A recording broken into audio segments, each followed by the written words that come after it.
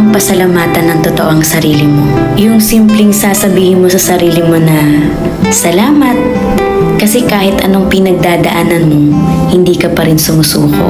Kasi minsan, masyado tayong nakafocus sa problema or kakulangan natin sa buhay.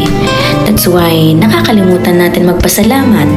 Pero alam mo, ang totoong grateful heart, hindi lang nagpapasalamat kapag maganda ang nangyayari. Ang totoong gratitude, yung kaya mong magsabi ng thank you kahit hindi perfect ang nangyayari o yung sitwasyon. Kasi sa bawat struggle, may natututunan ka. At sa bawat delay, baka hindi mo lang napapansin, dumarating pala sa tamang timing. And diba sa bawat pain, may kasamang growth.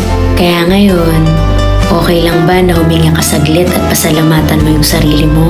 Pasalamatan mo yung journey mo kahit gaano kahirap. Pasalamatan mo ngayon ang sarili mo kasi I know, marami ka na rin itinawid na hindi alam ng iba. At alam mo ba sa pagkakaroon ng gratitude heart, mas nagiging magaan ang mabigat at mas dumarating ang blessings. Kaya huwag mo kakalimutan, laging may rason para maging grateful, okay?